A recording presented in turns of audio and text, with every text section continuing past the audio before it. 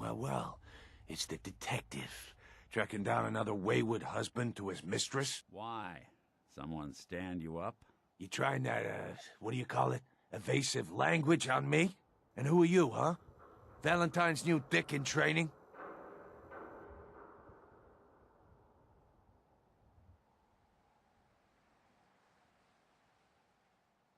What's it to you? Gotta know who's backing who in Good Neighbor. I ain't never seen you before. Maybe you're in the market for a little insurance? You better back off, or you're the one who's gonna need insurance. What was that? I couldn't hear over the sound of all that pathetic. You hand over everything you got in them pockets, or accidents start happening to you. Big, bloody accidents. Whoa, time out. Nick Valentine makes a rare visit to town, and you're hassling his friend here with that extortion crap? Good to see you again, Nick. Hancock? What do you care? She ain't one of us. No love for your mayor, Finn? I said let her go. You soft, Hancock. You keep letting outsiders walk all over us. One day, there'll be a new mayor. Come on, man. This is me we're talking about. Let me tell you something. Why'd you have to go and say that, huh? Breaking my heart over here. You alright, sister?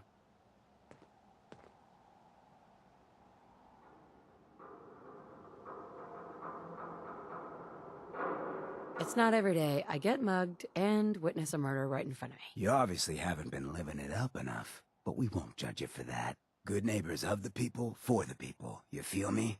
Everyone's welcome. Good neighbor.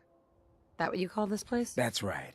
We cobbled this little neighborhood together out of the freaks and misfits that just wouldn't be accepted anywhere else. You'll see. You make enough friends here, you'll call this place home soon enough. So long as you remember who's in charge. We'll be taking that. A new player in Good Neighbor. Hello, little pawn. Welcome to our fun and games.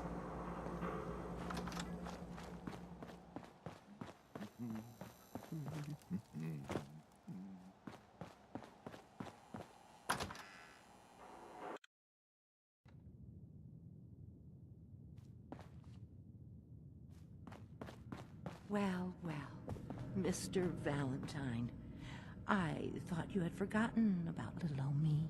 May have walked out of the den, Irma, but I'd never walk out on you.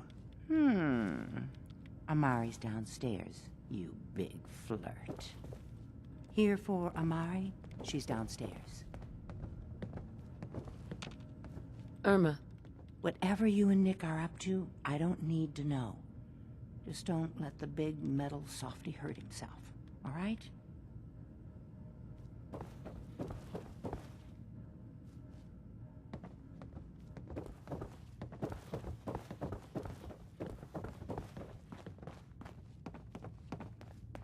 Dr. Amari? Yes?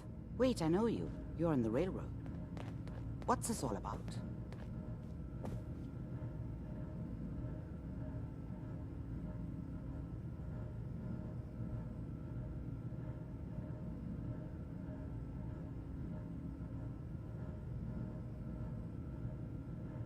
You're the one who can extract memories from a brain, right? Normally, we only allow our clients to experience their own memories. Now, what's this all about? We need a deep dig, Amari, but it's not gonna be easy. The perp, Kellogg, is already cold on the floor. Are you two mad? Putting aside the fact that you're asking me to defile a corpse, you do realize that the memory simulators require intact, living brains to function.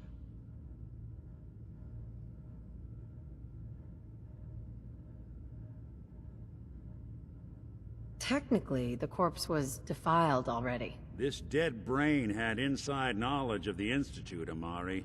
The biggest scientific secret of the Commonwealth. You need this, and so do we. Fine. I'll take a look.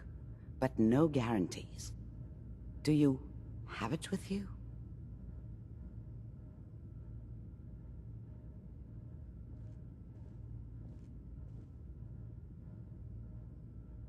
How much of the brain do you need?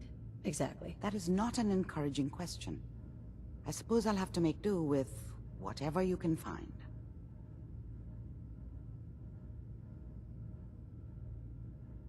Here's what I could find. What's this? This isn't a brain. This is...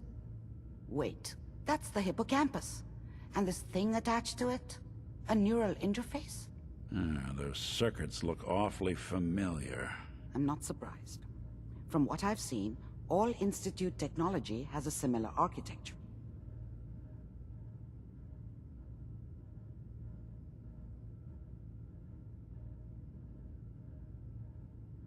So the brain is still good, right? Possibly. There's no sign of decay, so the tech is probably preserving the tissue, injecting some kind of compound to keep it stable. But there's no way to access the memories inside without a compatible port. You're talking about me, right? I'm an old synth. If the Institute built me out of similar parts, we might have an in. There could be long-term side effects. I don't know where to even begin with listing the risks. Don't bother. I don't need to hear them. Plug me in, Doc.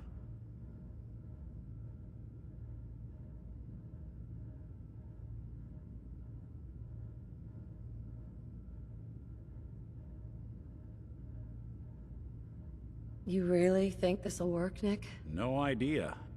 But we got a missing kid on the line. That's worth the risk.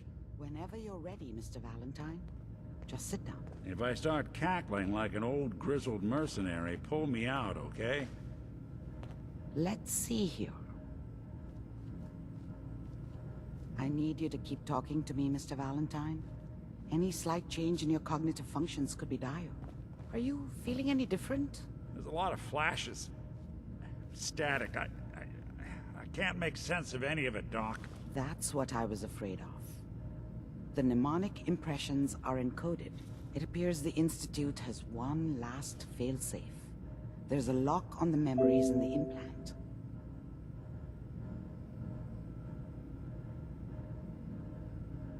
How do you lock memories? The implant is encoding all the mnemonic activity in the hippocampus. Think of it like computer encryption, and we don't have the password. Let's see. A single mind wouldn't be able to crack it. But what if we use two? We load both you and Mr. Valentine into the memory loungers. Run your cognitive functions in parallel. He'll act as a host, while your consciousness drives through whatever memories we can find.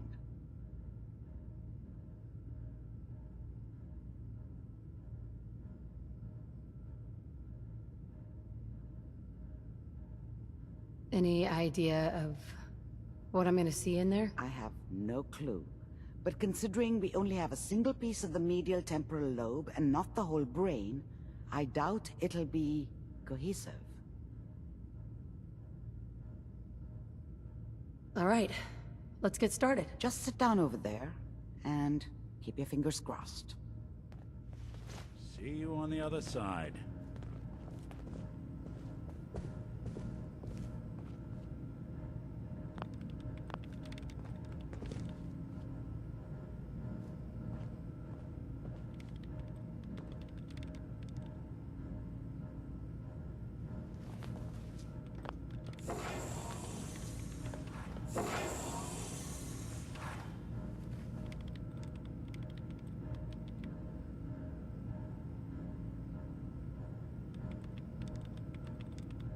Initiating brainwave migration between the transplant and the host.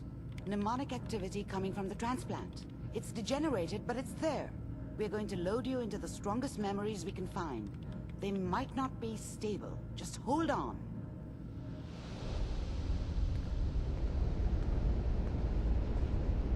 Hear me? Ah, good. The simulation appears to be working, although the memories are quite fragmentary. I'll try to step you through the intact memories and hope we find one that gives us some clue to the Institute's location. There. This is the earliest intact memory I can find.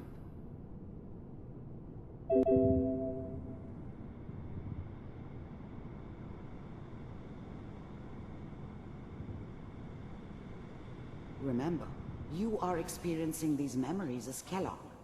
This may prove disorienting at first. Mom knew how it was. She wasn't soft, but she loved me in her way. And she protected me from Dad. That cost her more than a few beatings. I never knew what happened to her after I left. I didn't want to know. Not then. I was such a dummy back then. What did I know about how the world worked? I think now she wanted me to kill him. I should have. Instead, I ended up running away. I told myself I wanted to find somewhere out from under the thumb of the NCR and all their rules. But really, I was running from the guilt of not protecting her from Dad. Yeah, it doesn't matter now, though. People are always hoping for something better. They usually end up with something worse. Dad was either drunk or not around. I guess he must have run with one of the raider gangs, but I never really knew what he did. Don't know why Mom was with him. Maybe at some point in his life he wasn't a complete asshole.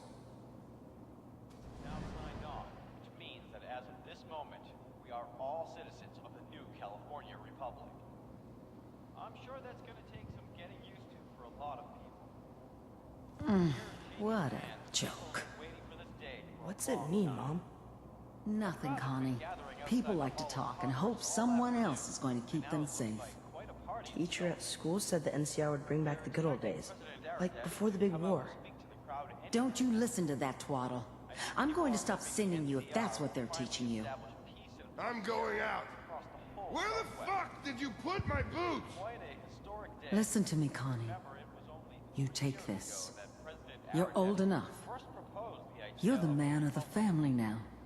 It's your job to protect us. Your father's useless, but you won't turn out like him. You're a good boy. And all that on the radio. All useless talk. The only thing that will protect you in this world is that gun in your hands. You need to learn to use it if you're going to survive. I will, Mom. I promise. I won't let you down. You've always been my good boy. This doesn't seem to be what we're looking for. There appears to be another intact memory close to you in temporal sequence. There. Try that one.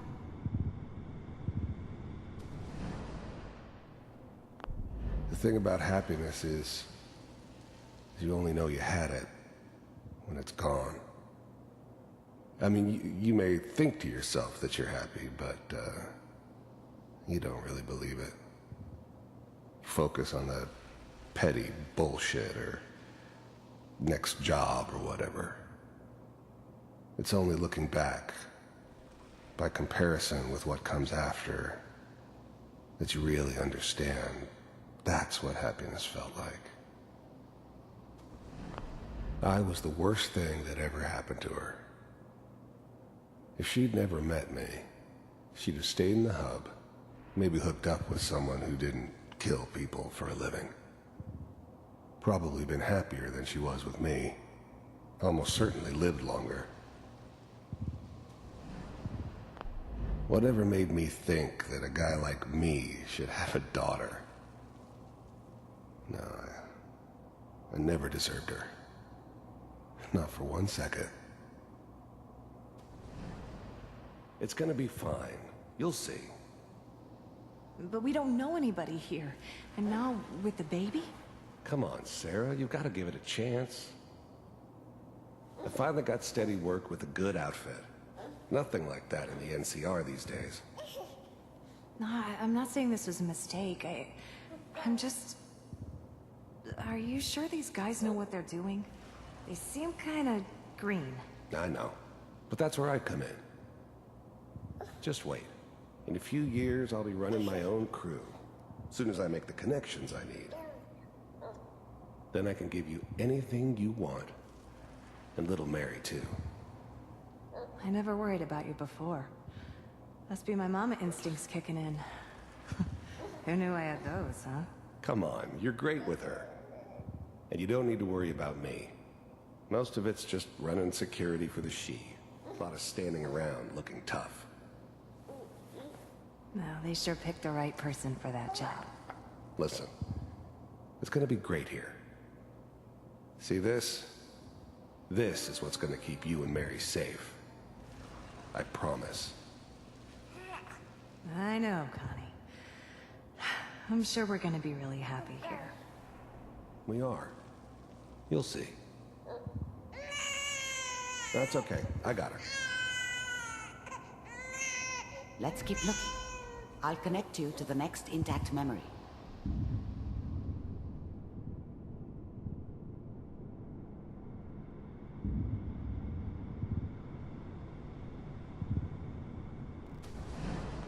How did you think this was gonna end, Kellogg? You thought you could just fuck with us, and we wouldn't fuck with you? Just so you know, they died like dogs. And you weren't there to help them.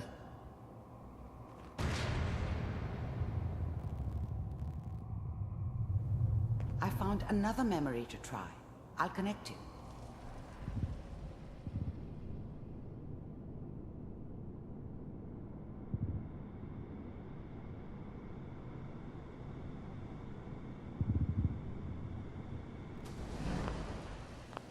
There's always someone who wanted someone else dead.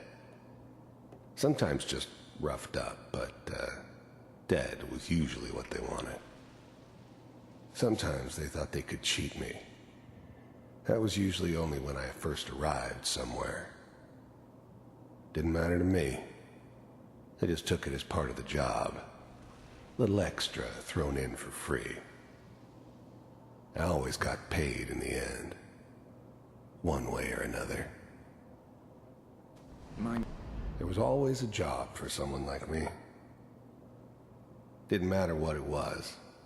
Didn't matter who I was supposed to kill. I got pretty good at it. I didn't care where I was going. Ended up mostly wandering east. Getting as far away from San Francisco as I could, maybe. Sit down. Suit yourself. I don't remember much from that time. It all kinda blends together. There was almost always a bar, though. That's universal.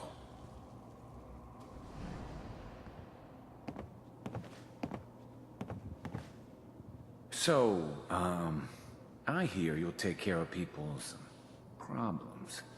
Is that right? If you pay me. Oh, we'll pay you. And, you'll do this all by yourself? That's right. We pay you when the job's done. Is that okay?